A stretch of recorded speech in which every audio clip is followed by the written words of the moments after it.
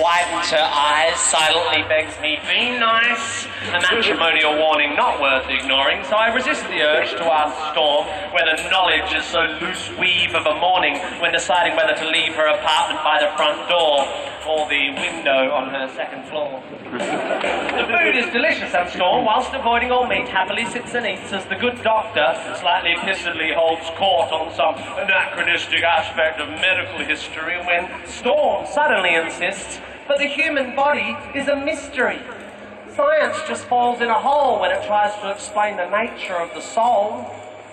My hostess throws me a glance. She, like my wife, knows there's a chance I'll be off on one of my rare but fun rants, but I shan't. My lips are sealed. I just want to enjoy the meal, and although Storm is starting to get my goat, I have no intention of rocking the boat. Although it's becoming a bit of a wrestle, because like her meteorological namesake, Storm has no such concerns for our vessel. Pharmaceutical companies are the enemy. They promote drug dependency at the cost of the natural remedies that all our bodies need. They are immoral and driven by greed. Why take drugs when herbs can solve it? Why use chemicals when homeopathic solvents can resolve it? I think it's time we all return to live with natural medical alternatives. And try as I like, a small crack appears in my diplomacy dike. By definition, I begin, alternative medicine, I continue, has either not been proved to work or been proved not to work. Do you know what they call alternative medicine that hasn't been proved to work? So you don't believe in any natural remedies? On the contrary, Storm. Actually, before we came to tea, I took a remedy derived from the bark of a willow tree, a painkiller that's commercially side effect free. It's got a weird name. Darling, what was it again? Masprin? Majasprin? Oh yeah, aspirin, which I paid about $1 for down at the local drugstore.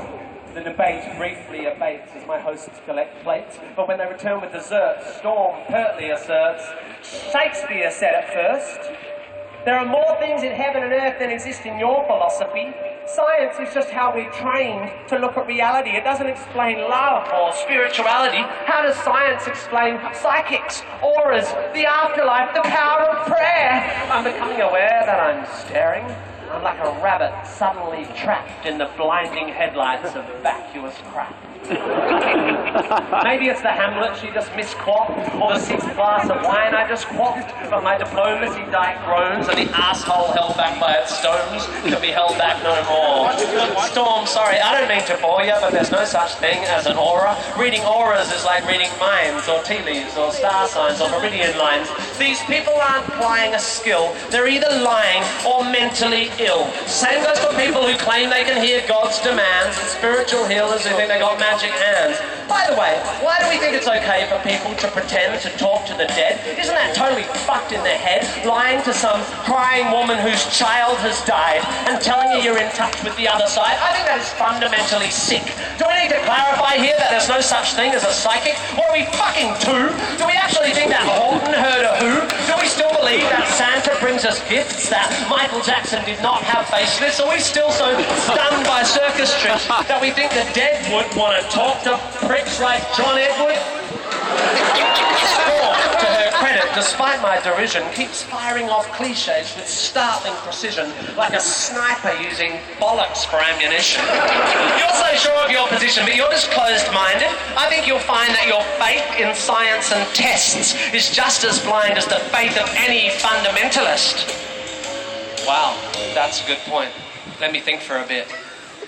Oh wait, my mistake, that's absolute bullshit.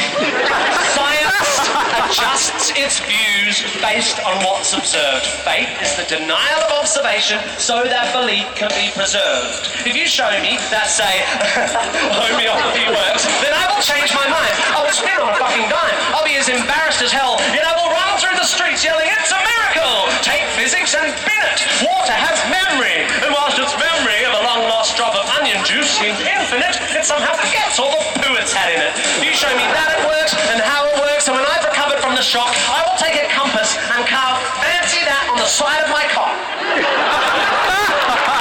Everyone's just staring now, but I'm pretty pissed and I've dug this far down, so I figure in for a penny, in for a pound. Life is full of mystery, yeah, but there are answers answers out there, and they won't be found by people sitting around looking serious and saying, isn't life mysterious? Let's sit here and hope. Let's call up the fucking Pope. Let's go watch Oprah interview Deepak Chopra. If you want to watch telly, you should watch Scooby-Doo. That show was so cool because every time there was a church with a ghoul or a ghost in a school, they looked beneath the mask. And what was inside? The fucking janitor or the dude who had the water slide. Because throughout history, every mystery ever solved has turned out to be not magic. Does the idea that there might be knowledge frighten you? Does the idea that one afternoon on Wikipedia might enlighten you frighten you? Does the notion that there might not be a supernatural so blow your hippie noodle that you'd rather just stand in the fog of your inability to Google? Isn't this enough? Just this world?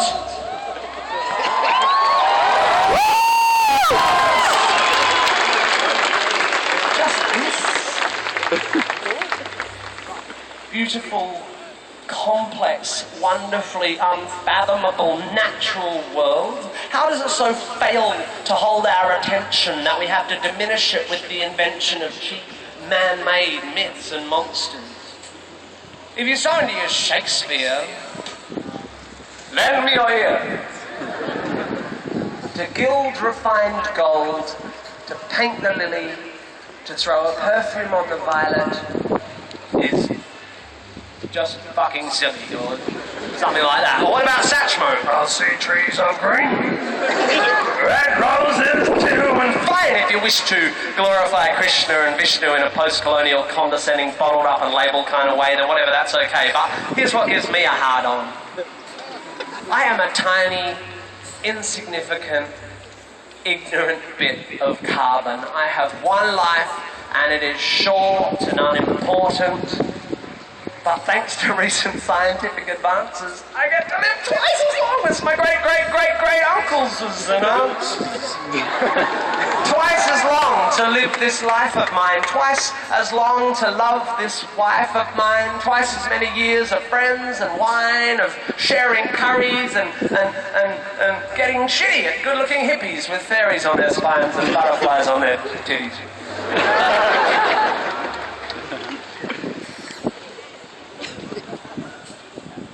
And if perchance I have offended, think but this and all is mended. We'll as well be 10 minutes back in time for the chance you'll change your mind. You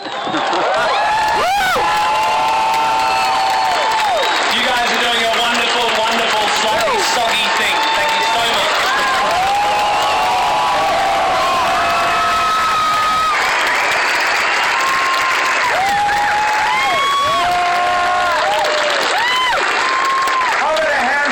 Sign language interpreter.